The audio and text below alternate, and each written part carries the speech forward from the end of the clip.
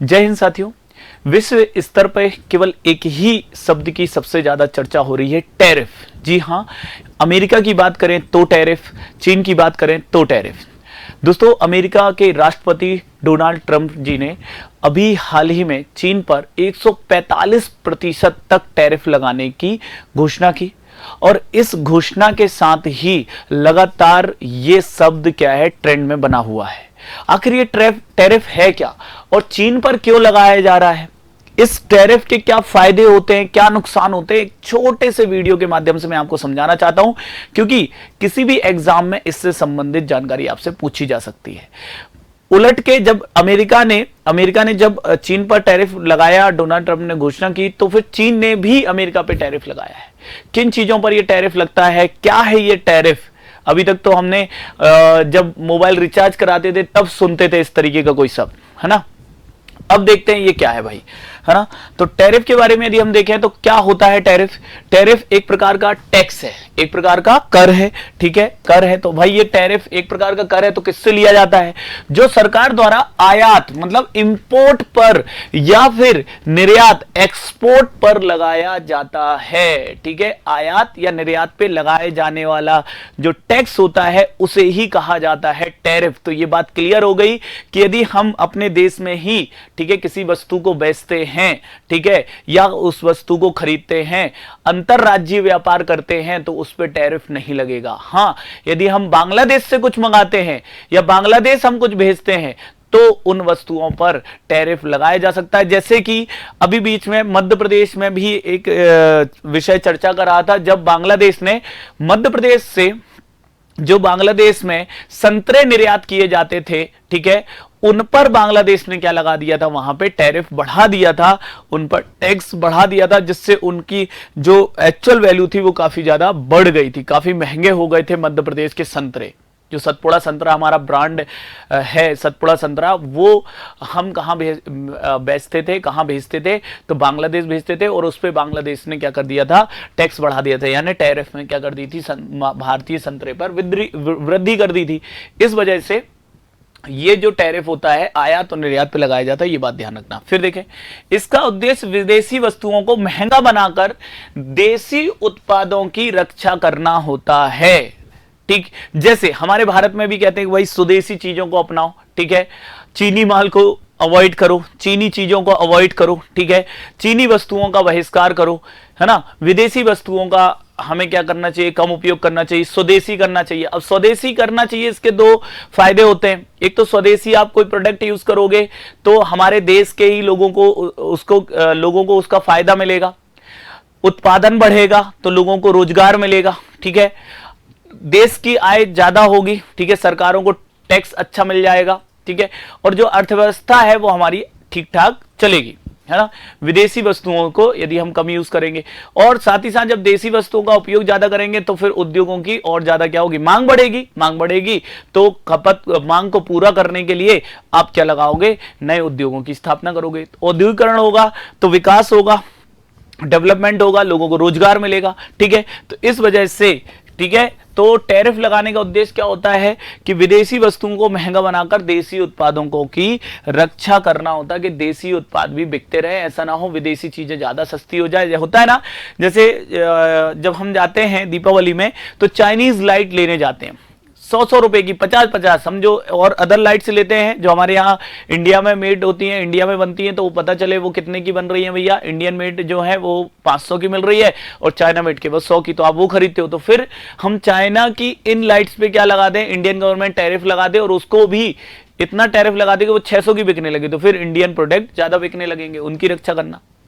फिर देखो अगला पॉइंट, टैरिफ अक्सर आर्थिक नीतियों का हिस्सा होता है और वैश्विक व्यापार में इसका बड़ा महत्व होता है। जी हां, विश्व स्तर के व्यापार में, ठीक है, जो ये वर्ल्ड ट्रेड लेवल की जो ये जंग छिड़ गई है, ठीक है, अमेरिका ने जो ये जंग छिड़ दी है, क्यों? क्योंकि वैश्विक व्यापार में इस टैरिफ का बहुत महत्व होता है, ठीक है।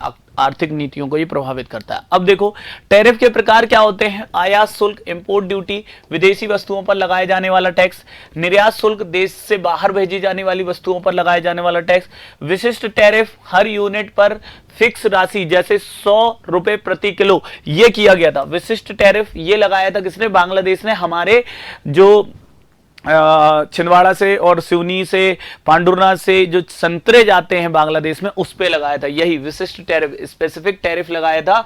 और प्रति यूनिट पर केजी क्या कर दिया गया था? ऐसे ही लगभग 100 रुपए के आसपास कर लगा दिया था, है ना।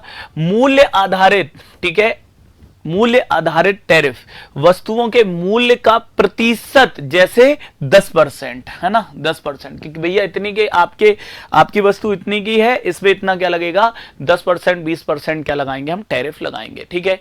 तो ये होते हैं टैरिफ के प्रकार, है ना। फिर देखो टैरिफ के फायदे और नुकसान। देखो टैरिफ के फायदे क्या हैं। यदि आपने टैरिफ लगाया, विदेशों से जो वस्तु आ रही है वो महंगी हो गई, तो देसी वस्तुएं क्या होंगी? ज्यादा बिकेंगी, तो देसी उद्योग की क्या होगी? सुरक्षा होगी, ठीक है। सरकार की आय में क्या होती है? वृद्धि होती है। भाई विदेशी वस्तुएं आ रही हैं देश में, वो उनकी डिमांड ज्यादा है, वो बिक रही है, लेकिन सरकार ने उस पर अपने क्या ले लिए? टैक्स लगा दिया, टैरिफ लगा दिया। जैसे आईफोन जो होते हैं, तो ऐसा बोलते हैं ना, आईफोन ऑस्ट्रेलिया में या आईफोन दुबई में काफी सस्ते मिल जाते हैं। कई लोग जाते हैं तो दुबई से आईफोन खरीद के लाते हैं। मतलब यदि जैसे आईफोन 15 प्रो है, अब वो वहां पे मान लेते हैं कि लगभग 1.5 लाख का मिल रहा होगा हमारे इंडिया में, तो वहां पे लगभग 20-30 हजार रुपए कम तक में मिल जाता है, ठीक है। तो क्या होती है फिर इंडियन गवर्नमेंट वो 10-20 हजार रुपए एक्स्ट्रा वो लेते हैं टैरिफ के रूप में। तो उससे क्या होता है? इंडियन गवर्नमेंट को आय में वृद्धि होती है, रोजगार के अवसर बढ़ते हैं। जी हाँ, कैसे? जब भाई विदेशी वस्तुओं को आप कम खरीदोगे, वो महंगी हो जाएंगी तो कम खरीदोगे, देसी वस्तुओं की मांग बढ़ेगी, तो फिर क्या होगा? रोजगार के अवसर बढ़ते हैं, विदेशी वस्तुओं पर निर्भरता कम हो जाती। जी हाँ दोस्तों, आप जब स्वदेशी का उपयोग ज्यादा करने लगते हो तो विदेशी वस्तुओं पर निर्भरता कम होती है। अब कल को यदि हमारे उस देश के साथ संबंध अच्छे नहीं है तो भी फिर हमें फर्क नहीं पड़ेगा। ये फायदे हैं। नुकसान क्या है? विदेशी वस्तुएं महंगी हो जाती हैं, बिल्कुल सही बात है। जो विदेशी वस्तुएं महंगी हो जाती, कई बार बाकी चीजें तो ठीक है, लेकिन ऐसी कोई वस्तु जो कि आपके उपयोग के लिए महत्वपूर्ण, जैसे मेडिसिन हो गई।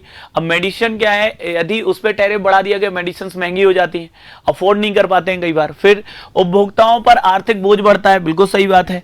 अंतरराष्ट्रीय व्यापार में टकराव जो चल रहा है, किसके बीच में? अमेरिका और चीन के बीच में, यूएसए और चीन के बीच में ये टकराव बढ़ता जा रहा है, ठीक है।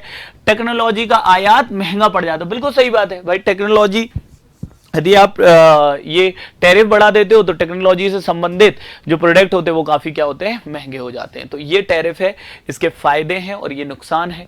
अब देखो टैरिफ क्यों है न्यूज में। तो व्यापार युद्ध, अमेरिका और चीन के बीच टैरिफ को लेके क्या हो गया है? तनातनी हो गई है। अभी पहले 125% बढ़ाया था डोनाल्ड ट्रंप ने, अभी कल घोषणा कर दी, परसों घोषणा कर दी कि भैया हम 145% लेंगे। चीन ने भी बोल दिया हम भी 80% के आसपास लगाएंगे। तो चीन भी लगा रहा है, अमेरिका भी लगा रहा है, लगातार तनातनी चल रही है। घरेलू उद्योगों को सुरक्षा देने के लिए टैरिफ बढ़ाना ये अमेरिका कर रहा है, महंगाई पर असर पड़ रहा है, ठीक है। और अंतरराष्ट्रीय व्यापार समझौते में टैरिफ चर्चा का विषय बना हुआ है और चुनावी रणनीति में टैरिफ का भी इस्तेमाल किया जाता है।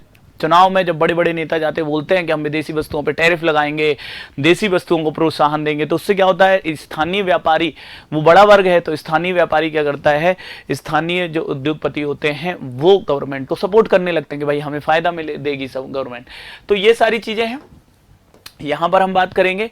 तो चूंकि लगातार चीन और अमेरिका के बीच में ये तनाव बढ़ता जा रहा है, इसलिए इस समय सबसे महत्वपूर्ण मुद्दा बना हुआ है टैरिफ और सबसे चर्चा का विषय है टैरिफ। इसलिए मैंने कहा एक छोटे से वीडियो के माध्यम से मुझे आपको ये समझाना चाहिए।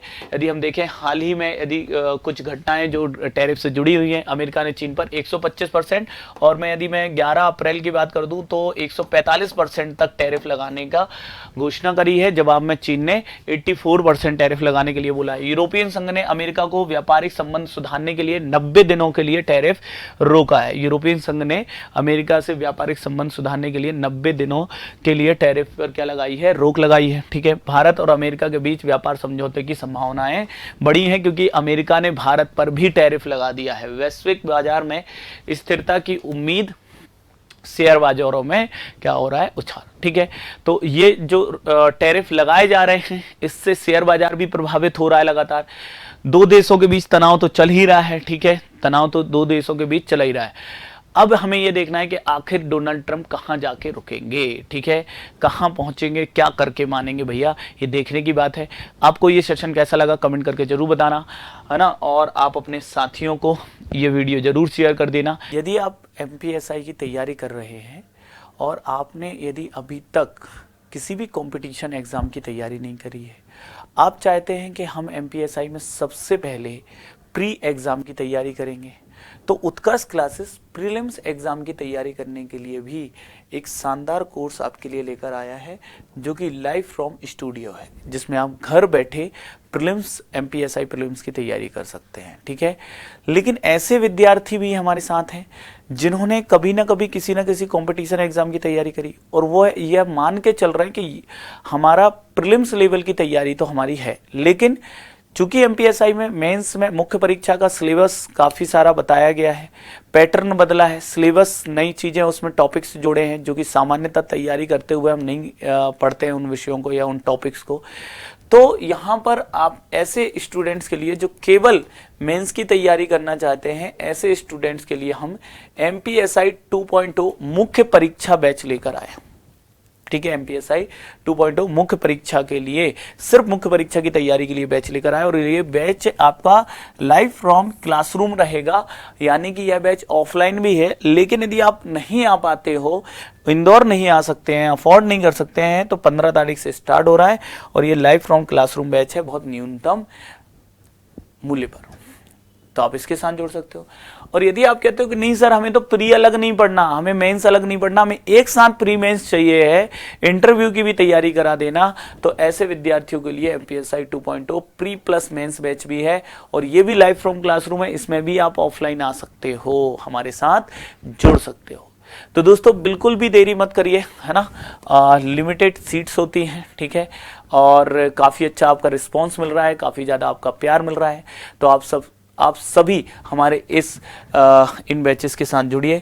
इसके अलावा यदि हम बात करेंगे तो MP पुलिस एक्साइज कांस्टेबल आबकारी आरक्षक का भी लाइव फ्रॉम स्टूडियो बैच है, आप इसके साथ भी जुड़ सकते हो।